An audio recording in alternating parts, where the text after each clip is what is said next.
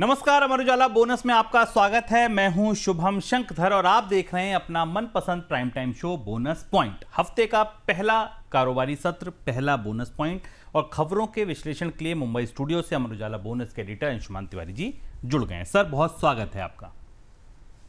धन्यवाद, आप सबका स्वागत है। अंशुमान जी से चर्चा शुरू की जाए उससे पहले देखिए आप कुछ झलकियां, कुछ ऐसी खबरें जिन पर आज हम विस्तार में चर्चा करने वाले हैं। पहली खबर जो है वो फसल बीमा योजना से जुड़ी है। सेटलमेंट के लिए लंबा इंतजार करना पड़ रहा है। क्यों करना पड़ रहा है ये इंतजार, ये हम कवर करेंगे।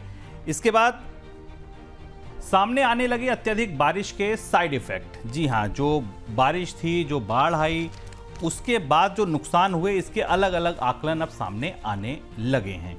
क्या कुछ आकलन है, किस किस जगहों से हैं, इस पर हम चर्चा करेंगे। इसके बाद बात करेंगे रेपो रेट की। देखिए, आरबीआई की नई बैठक शुरू हो गई है। नई बैठक में क्या निकलेगा वो बात अलग है, लेकिन अब तक जिन बैठकों में जो निकला था वो 100 बेसिस पॉइंट की कमी निकली थी नीतिगत दरों में। लेकिन इसके बाद भी जो नए कर्ज हैं, नए लोन हैं, वो महंगे हो रहे हैं। रेपो रेट कम, कर्ज महंगा, आखिर ऐसा क्यों, इसकी जांच पड़ताल करेंगे, इसको समझेंगे। इसके बाद ट्रेड डील पर क्या कुछ चल रहा है, एक और नया बयान सामने आया है। क्या नया पहलू जुड़ा है इस ट्रेड डील में, इसको समझेंगे। फिर कमोडिटी बाजार का जायजा लेंगे। कॉपर, जिंक, लेड, निकल, सोना, चांदी, आप कमोडिटी बाजार की कोई भी धातु उठाइए, सभी मेटल्स तप रही हैं। क्या वजह है, ये जानेंगे। और उसके बाद चर्चा करेंगे कच्चे तेल की। कच्चे तेल का उत्पादन बढ़ाने के नए नए अनुमान बाजार में आ रहे हैं, लेकिन इसके बाद भी कीमतें लगातार खौल रही हैं। क्या वजह है इसकी, ये भी हम जानेंगे। फिलहाल पहली खबर फसल बीमा योजना से जुड़ी। प्रधानमंत्री फसल बीमा के असर का आकलन करने के लिए एक स्टडी हुई। इस स्टडी में पता चला कि क्लेम सेटलमेंट में बहुत ज़्यादा देरी होती है। ये study Indian institute of management यानी IIM ने की थी और इस स्टडी में बताया गया कि फसल के मुआवजे के लिए किसानों को 3 महीने से लेकर 14 महीने तक का समय लगता है। स्टडी में कहा गया कि फसल बीमा योजना में सुधार किए जाने की ज़रूरत है। सर, क्या वजह है इस देरी की, 3 महीने से 14 महीने तक का इंतज़ार करना? जो नुकसान हुआ उस नुकसान की भरपाई के लिए जो मुआवजा मिलना था उससे पहले 3 फसलें और निकल गईं। क्यों ये देरी है, क्या वजह है इसकी? शुभम, देखिए, इस साल फसलों के लिए बेहद खराब साल रहा। अगर आप नुकसान की दृष्टि से देखें तो भारत के एक बड़े हिस्से में भूस्खलन के कारण फसलें खराब हुई। बारिश और बाढ़ की स्थिति है, जिस पर हम आगे चर्चा करेंगे। देश के प्रमुख कृषि उत्पादक राज्य पश्चिम भारत में भी और उत्तर पश्चिम में भी बाढ़ से प्रभावित रहे। पूर्व मध्य भारत के हिस्सों में भी बाढ़ रही। और दूसरी तरफ उसके समानांतर हमारे सामने रिपोर्ट है फसल बीमा योजना की, जिसके को लेकर तमाम दावे किए गए। इसे बड़ी महत्वपूर्ण योजना बनाया गया, पर IIM की स्टडी बता रही है कि 14 महीने तक का डिले है लोगों के क्लेम्स में, जबकि सरकार ने डिलेड पेमेंट पर पेनाल्टी भी लगाई है। प्रमुख महत्वपूर्ण वजह यह है कि बीमा कंपनियों के लिए कोई स्ट्रिक्ट टाइमलाइन नहीं है जिसके जरिए वो असेसमेंट कर सकें। एक फसल होकर दूसरी फसल हो जाती, तीसरी फसल हो जाती, तब तक असेसमेंट चलते रहते हैं। डेटा पर्याप्त उपलब्ध नहीं है कंपनियों के पास, जबकि GPS और GIS जैसे डेटा उपलब्ध हैं जिनका इस्तेमाल होना चाहिए और तत्काल फसल का आकलन हो जाए, क्योंकि सरकारें बाढ़ की स्थिति में, आपदा की स्थिति में मुआवजे देने की व्यवस्था में आकलन करती हैं नुकसान का। फाइल ट्रैकिंग में लंबा समय लगता है। वेदर स्टेशन से सही सूचनाएं नहीं मिलती हैं। बीमा कंपनियों के कामकाज की प्रक्रिया आमतौर पर सुस्त है। ट्रांसपेरेंट ढंग से असेसमेंट नहीं किया जाता है और इस वजह से ये फसल बीमा योजना इस समय, जबकि भारत को सबसे ज़्यादा ज़रूरत है किसानों को इस तरीके के बीमा की, पर्यावरण संबंधी चुनौतियों के कारण हर तीसरे महीने कोई बड़ी प्राकृतिक आपदा आती दिख रही है पूरी दुनिया में, तब ये सबसे महत्वाकांक्षी स्कीम असफल हो रही है। बावजूद इसके कि सरकार ने कंपनियों पर सख्ती की है, पेनाल्टी लगाई है, लेकिन ये किसानों को समय पर इसका कोई फ़ायदा नहीं मिल रहा है। पंजाब में हाल में आई बाढ़ की वजह से खरीफ फसलों को नुकसान पहुंचने की आशंका है। करीब 5 लाख एकड़ फसल पर मार पड़ी है।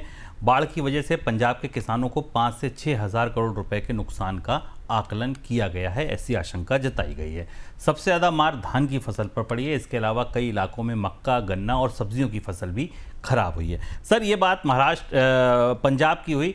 बाकी राज्य अगर देखें, चाहे वो महाराष्ट्र हो, मध्य प्रदेश हो, जहाँ पे अत्यधिक बारिश हुई थी, क्या स्थिति दिखाई दे रही है वहाँ? अब वो आंकड़े निकल कर आ रहे हैं जिनके बेस आधार पर हमको खरीफ के फसल के उत्पादन की तस्वीर दिखाई देगी, क्योंकि मानसून तो सामान्य था। करीब करीब पंजाब का जो आंकड़ा अभी आप शुभम ने बताया वो 6,000 एकड़ के आसपास, 6,000 करोड़ के आसपास का लॉस है। 5 लाख एकड़ की जमीन पर असर है। महाराष्ट्र में और ज्यादा खराब स्थिति है। महाराष्ट्र के 31 जिलों में फ्लड की स्थिति है। 50 लाख हेक्टेयर के आसपास फसल प्रभावित हुई, जो कि महाराष्ट्र सरकार ने भी कहा और उसने केंद्र सरकार से सहायता मांगी है। बीड, सोलापुर, धारशिव, अहिल्यानगर, नांदेड़, बुल्ढाना, यवतमाल, जो मेन बेल्ट है महाराष्ट्र की, एग्रीकल्चर बेल्ट है, वहां पर सबसे ज्यादा खराब स्थिति। फसलें कौन सी प्रभावित हुई हैं? ओनियन पर असर पड़ा है, ज्वार, सोयाबीन और कॉटन पर असर पड़ा है। और ये वो महत्वपूर्ण फसलें, इनमें भी खासतौर पर सोयाबीन और कॉटन, जो कि खरीफ के फसल की एक महत्वपूर्ण हिस्सा बनती हैं। अब यहाँ से केंद्र सरकार के लिए और खाद्य मंत्रालय के लिए चुनौती बनती दिखाई दे रही है।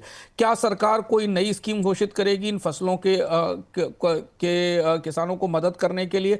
अभी तक सिर्फ राज्यों के स्तर पर इसका असेसमेंट चल रहा है। पर बाजार की चिंता यह है कि अगर ये नुकसान इतना बड़ा है जो दिख रहा है, क्योंकि राज्य सरकारें कह रही 50 लाख हेक्टेयर महाराष्ट्र में और 5 लाख एकड़ के आसपास पंजाब में, तो इसका असर हमें धान की, सोयाबीन की, कॉटन की के उत्पादन की पैदावार पर दिखाई देगा और आने वाले दिनों में प्याज की कीमतों पर भी इसका असर दिखेगा।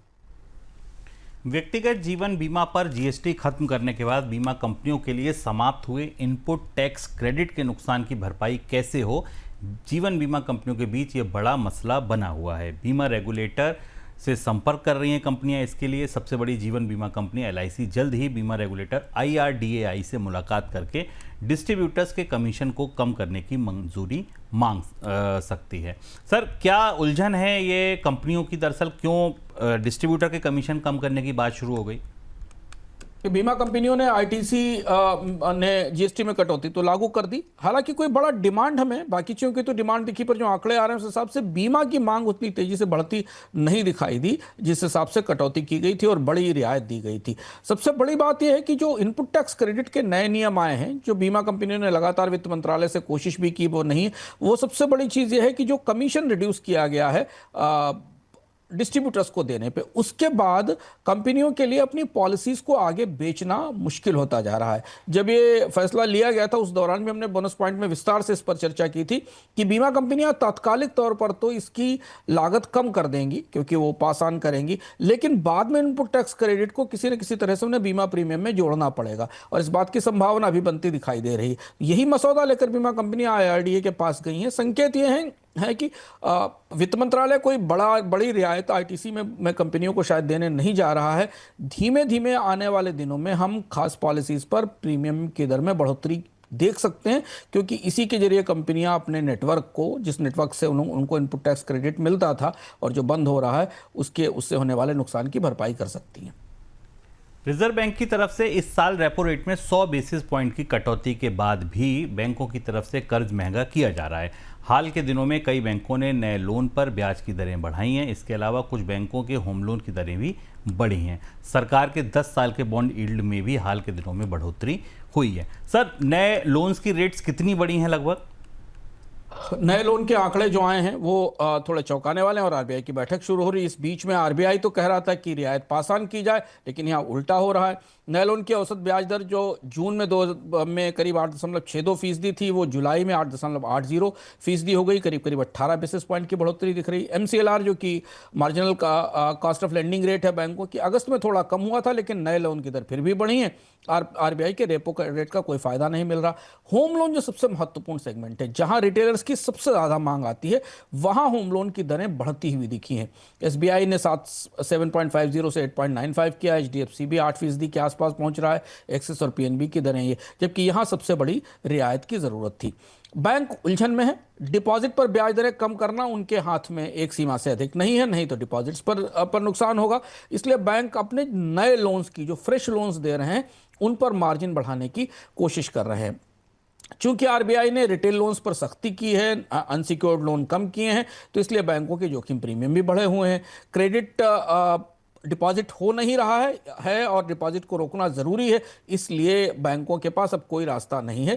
चाहे कारपोरेट और रिटेल ग्राहक भी ऊंची ब्याज दरों के कारण कम लोन ले रहे हैं, तो जो लोन जा भी रहे हैं, जो ऑफटेक हो भी रहा है, उस पर बैंक अपना मार्जिन बेहतर करने की कोशिश कर रहे हैं। और ये रिजर्व बैंक की पूरी जो कोशिश थी ब्याज दरों में कटौती की, 100 बेसिस पॉइंट की कटौती आरबीआई ने की थी, ये उसके बिल्कुल विपरीत जा रही है। और खासतौर से इस समय जबकि बाजार में त्योहारी खरीद का मौसम है और ब्याज दरें कम होने की उम्मीद थी, थोड़ा ब्याज दरों का परिदृश्य जो है वो एंटी क्लाइमेक्स जैसा हो रहा है। बिल्कुल। अगला सवाल लेकिन इससे जुड़ा यह कि बॉन्ड यील्ड भी पिछले दिनों में बढ़ी हुई है, इसका क्या रिश्ता है इससे? बॉन्ड यील्ड बढ़ना शुरू हुई थी जीएसटी पर कटौती की घोषणा के बाद। जैसे ही जीएसटी पे कटौती आई, उसके बाद बाजारों को ये समझ में आया कि सरकारें बड़े पैमाने पर कर्ज लेंगी और जो नुकसान भी है वो करीब जीडीपी की तुलना में 1.34% के आसपास है।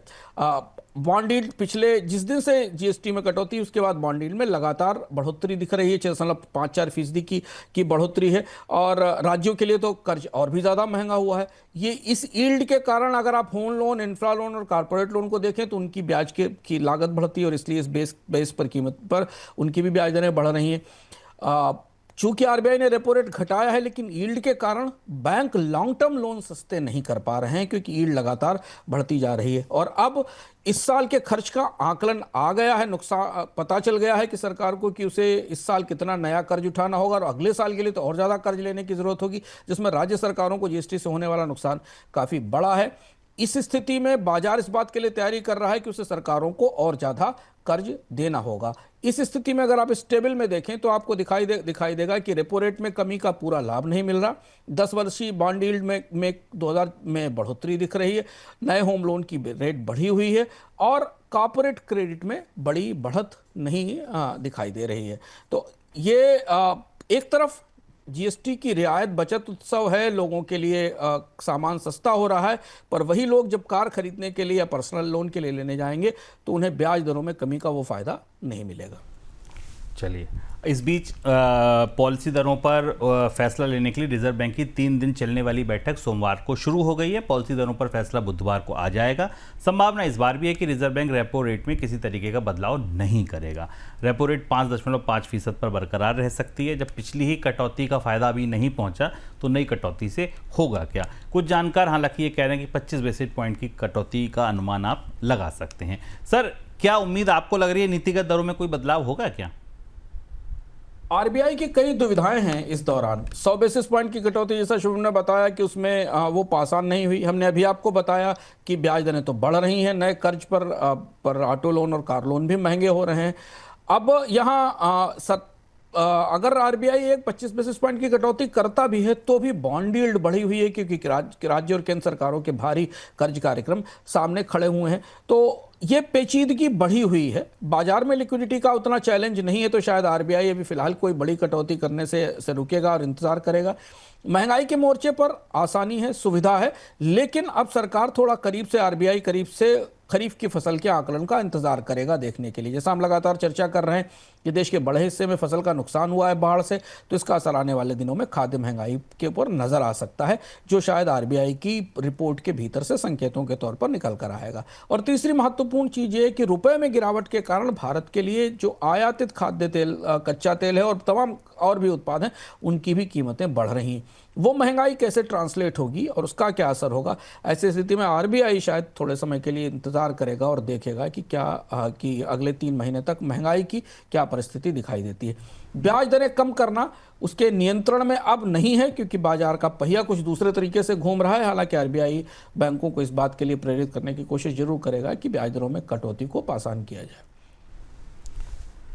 अमेरिका ने H-1B वीज़ा पर सख्ती का जो कदम उठाया, उसकी वजह से भारत में रेमिटांस के जरिए आने वाले पैसे पर असर पड़ सकता है। बार्कलेज की रिपोर्ट आई। रिपोर्ट में पता चला कि वीज़ा सख्ती की वजह से करीब $5 अरब का रेमिटांस प्रभावित हो सकता है। हालांकि रिपोर्ट में यह भी कहा गया है कि अमेरिका की सख्ती के बाद जर्मनी और कनाडा जैसे देशों ने भारत के आईटी प्रोफेशनल को अपने आकर्षित करने की तैयारी शुरू की है, जिस वजह से ये जो पूरा असर है इसकी भरपाई हो सकती है। सर, भारत के रेमिटांस पर कितना बड़ा असर आपको लग रहा है आ सकता है अगर ये पूरी सारी चीज़ों को की रोशनी में देखा जाए तो? हम लोगों ने इस हफ्ते के अर्थम में, पिछले सप्ताह जो अर्थम किया था, उसमें विस्तार से भारत पर इस असर का आकलन किया था कि कि भारत के लिए ट्रंप की पूरी नीतियां कितना प्रभावित करती हैं, और उसमें सबसे महत्वपूर्ण जो फैक्टर है वो फैक्टर रेमिटांस का था। भारत के लिए करीब करीब 129 बिलियन डॉलर के आसपास का रेमिटांस पिछले साल 2024 में अमेरिका से आया था। और अमेरिका ने भारत में अमेरिका से आने वाला रेमिटांस, अमेरिका में रहने वाले प्रवासियों से भारत में आने वाला धन पहले नंबर पर है। अब दुनिया में सबसे अधिक रेमिटांस भारत को अमेरिका में रहने वाले लोग भेजते हैं, और अमेरिका की इस बात की भारत के टोटल रेमिटांस में 27% के आसपास, 27-28% के आसपास हिस्सेदारी है। 3-4 बड़े फैसले हुए पिछले 6 महीनों में जिनका असर हमें रेमिटांस पर दिखाई देगा। पहला तो यह कि जो अच्छा कमाने वाले लोग हैं उनके लिए H1B वीज़ा बंद हो रहे हैं, मुश्किल हो रहे हैं, महंगे हो रहे हैं, तो उनके लिए आने वाले दिनों में नौकरियां नहीं उपलब्ध होंगी। दूसरा यह कि कम स्टूडेंट्स जा रहे हैं, स्टूडेंट्स की संख्या में लगातार गिरावट आई है अमेरिका में, तो जो स्टूडेंट्स वहाँ जाते थे और उसके बाद जॉब करते थे उनके रेमिटांस में कमी आती दिखाई देगी। दूसरा ये कि अमेरिकी सरकार ने टैक्स में भी बदलाव किया है, हालांकि बड़ा टैक्स नहीं लगाया लेकिन रेमिटांसेस पर एक छोटा सा टैक्स भी आया है, और इस वजह से भी भारत में आने वाले रेमिटांस प्रभावित होंगे। चूंकि रेमिटांस एक महत्वपूर्ण हिस्सा है भारत के करंट अकाउंट डेफिसिट को मैनेज करने का, उसे बैलेंस बनाए रखने का, तो भारत के लिए ये सीधे सीधे विदेशी मुद्रा भंडार में आने वाली विदेशी मुद्रा का नुकसान है। और तात्कालिक तौर पर इतना बड़ा बाजार पूरी दुनिया में कहीं उपलब्ध नहीं है जो 120-130 बिलियन डॉलर के रेमिटांसेस को रिप्लेस कर सके। इसलिए भी रिजर्व बैंक पर विदेशी मुद्रा भंडार को मैनेज करने का दबाव आने वाले दिनों में बढ़ेगा, ऐसा लगता है। गोल्ड और सिल्वर के साथ अब बेस मेटल का भी बाजार तपने लगा है। सितंबर में अब तक कॉपर की कीमतें 6% से ज़्यादा तेज हो चुकी हैं, वहीं जिंक का बाजार भी 5% से ज़्यादा बढ़ चुका है। गोल्ड और सिल्वर तो लगातार रिकॉर्ड ऊंचाई छू ही रहे हैं। सोमवार को ग्लोबल मार्केट में गोल्ड की कीमत $3849 प्रति औंस तक पहुंच गई है। चांदी का भाव 47,000 के ऊपर पहुंच गया है, जो करीब 14 साल का ऊपरी स्तर है। $47 चांदी, अगर आप किसी से एक साल पहले कहते कि $47 तक चांदी पहुंच सकती है तो शायद वो भरोसा नहीं करता, लेकिन अब चांदी $47 प्रति औंस के लेवल पर पहुंच चुकी है, जो 14 साल में सबसे ऊपरी स्तर है। सर, अचानक कीमतों में तेजी की वजह क्या है? सोने और चांदी की कीमतों में बुल रन लगातार चल रहा है। कारण कई बार चर्चा में आ चुके हैं। अगर आप सोने को देखें तो इस साल ईयर टू डेट 49% बढ़ चुका है। इतनी बड़ी ग्रोथ सोने की कीमतों में इससे पहले बहुत, आज से कम 100 साल, 60-70 साल पहले ही आई थी, जब ग्लोबल रिसेशन की स्थिति थी अमेरिका में।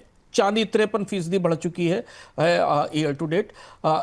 सरकारी केंद्रीय बैंक खरीदारी कर रहे हैं। डॉलर की कमजोरी इसकी एक बड़ी वजह है। अंतर्राष्ट्रीय स्तर पर अनिश्चितताएं बेहद ज़्यादा हैं, और अब गोल्ड उस स्थिति में पहुंच गया है जहां वो रिजर्व एसेट का बड़ा हिस्सा लेने लगा है। हम बोनस पॉइंट के दर्शकों को बताते भी रहे हैं कि पिछले 1 साल के अंदर यूरो का हिस्सा अंतर्राष्ट्रीय रिजर्व में कम हुआ है और उसकी जगह गोल्ड का हिस्सा बढ़ा है। डॉलर ने भी अपना हिस्सा गंवाया है। तो पूरी दुनिया के फॉरेक्स रिजर्व में अब गोल्ड रिजर्व एसेट का बड़ा हिस्सा ले रहा है, और इसलिए बैंकों की खरीद किसी भी कीमत पर जारी है। तो अब 3850 के आसपास का रेट है, और विशेषज्ञ और तमाम जो अंतर्राष्ट्रीय बैंकर हैं वो 4000 और 5000 के आकलन दे रहे हैं। लेकिन 2 और कमोडिटीज़ जिनमें तेजी दिखाई दी वो बेहद महत्वपूर्ण है, वो है जिंक और कॉपर। चांदी में तेजी को भी समझ लेते हैं। चांदी में असल में इंडस्ट्रियल डिमांड बहुत तेजी से बढ़ी, इलेक्ट्रिक व्हीकल्स की मांग के कारण, सोलर पैनल के कारण और इलेक्ट्रॉनिक्स के कारण, इसके कारण बड़ी मांग बढ़ी है चांदी की। भारतीय बाजार में स्क्रैप की भी आपूर्ति बेहद सीमित है, इसलिए भारत में चांदी की इतनी ज़्यादा तेजी दिखाई दे रही है। और चूंकि और सोने के साथ चांदी की कीमतें भी बढ़ती हैं तो वो एक सिंक में बढ़ोतरी है। जिंक में बड़ी रैली आई। जिंक करीब 2.3% बढ़ा है, प्राइस 2889 के आसपास पहुंच चुका है। इसकी बड़ी वजह है कि पेरू के स्मेल्टर्स बंद हुए हैं जहां से जिंक की आपूर्ति होती थी। बाजार में आपूर्ति की कमी है। एलएमई के पास स्टॉक्स न्यूनतम स्तर पर हैं। बाजार में जिंक पर्याप्त लेवल पर उपलब्ध नहीं है।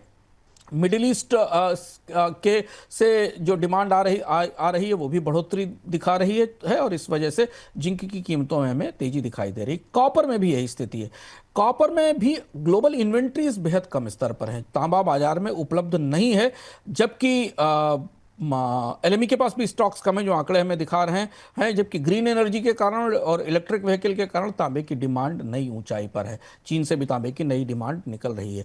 तो ये पूरा बास्केट, दो इंडस्ट्रियल मेटल और दो प्रेशियस मेटल, जिसमें चांदी को आप सेमी इंडस्ट्रियल मेटल मान लें, एक साथ तेजी से तपने लगा है। और अगर ये लंबे समय तक चलता है तो फिर ये सरकारों के लिए नए किस्म की महंगाई की चुनौती बनकर सामने आएगा। एक तरफ भारत और अमेरिका के बीच ट्रेड डील पर बातचीत चल रही है और दूसरी तरफ अमेरिका की तरफ से डील को लेकर बयानबाजी लगातार जारी है। अमेरिका के कॉमर्स सेक्रेटरी ने कहा है कि भारत और ब्राजील जैसे देशों को अमेरिका के हितों को ध्यान में रखना होगा। हालांकि उन्होंने ये भी कहा कि भारत और ब्राजील के साथ व्यापार के मुद्दे सुलझना जरूरी हैं। सर, ये क्या नया पहलू है? इस बयान के मायने कैसे निकाले जाएं? ट्रंप का प्रशासन लगातार इस कोशिश में है कि भारत पर दबाव बनाकर रखा जाए। और देखिए, एक दिन पहले हम ये सुनते हैं कि भारत और उसके बीच वार्ताएं बेहतर हो रही हैं, फिर भारत को सबक सिखाने और रास्ते पर लाने की बात कही जाती है। जो ताज़ा मामला है, जो सबसे ताज़ी चर्चा पिछले 24 घंटे में भारत और अमेरिका के रिश्तों में फिर कच्चे तेल के आसपास आ गई। ऐसे संकेत है कि अमेरिका ने कहा है कि भारत अगर रूस से कच्चे तेल की खरीद की परचेस पूरी तरह बंद कर दे तो संधि पर आगे बातचीत शुरू की जा सकती है। लेकिन भारत की दुविधा काफ़ी ज़्यादा, जिसे हम अगली खबर में भी समझने की कोशिश करेंगे। तो भारत ने रूस से तेल की आपूर्ति कम करने के बदले वेनेजुएला और ईरान से आपूर्ति करने का प्रस्ताव रखा है, जो शायद अमेरिका के लिए और ज़्यादा चुनौतीपूर्ण होने वाला है। लेकिन अब संधि की गुंजाइश या संधि की संभावनाएं सीमित होती दिखाई दे रही हैं, ऐसा लग रहा है, क्योंकि ना तो दोनों पक्षों की तरफ से कोई स्पष्ट रूप से मसौदा सामने आया है, ना वार्ता की के आगे बढ़ने के कोई ठोस संकेत दिखाई दिए हैं। सऊदी अरब और रूस की अगुवाई वाले तेल उत्पादक देशों के संगठन ओपेक प्लस की तरफ से एक बार फिर से तेल उत्पादन की बढ़ोतरी का ऐलान हो सकता है। सऊदी अरब नवंबर में भी रोजाना तेल उत्पादन में 1.37 लाख बैरल की बढ़ोतरी कर सकता है। ओपेक की तरफ से इतनी बड़ी बढ़ोतरी के बाद भी कीमतों में लगातार तेजी बनी हुई है। अक्टूबर में भी इतना ही उत्पादन बढ़ाने की घोषणा हुई थी, उस घोषणा का भी कोई असर नहीं हुआ। सर, क्यों बनी हुई है कीमतों में इतनी तेजी? कि क्रूड की कीमतें लगातार, अगर आप अब ताजी कीमतें देखें तो $70 पर बैरल के आसपास घूम ही रही हैं, उससे नीचे नहीं गई हैं। और ब्रेंट और WTI करीब $65 से $66 पर बैरल के आसपास है। और अब पूरी दुनिया में मांग और आपूर्ति की तस्वीर काफ़ी करीबी हो गई है। और ये भी चौंकाने वाली बात है कि रिकॉर्ड उत्पादन बढ़ोतरी हुई है। अगर आप देखें, अक्टूबर में 1.37 लाख बैरल प्रतिदिन था और इसको और उतना ही बढ़ाने की तैयारी चल रही है। लेकिन इसके बाद भी मांग और आपूर्ति का संतुलन बिगड़ा हुआ है, और इसकी सबसे बड़ी वजह रूस है। रूस, जो कि भारत का प्रमुख तेल सप्लायर है, रूस दुनिया में 10% कच्चा तेल देता है। यूक्रेन से हमलों के बाद रूस की जो 11 से 13 लाख बैरल प्रतिदिन की रिफाइनरी क्षमता बर्बाद हुई है। और यूक्रेन ने रूस के जो सबसे मजबूत तंत्र है, जो उसके लिए रेवेन्यू लेकर आ रहा था, उस पर असर डाला है।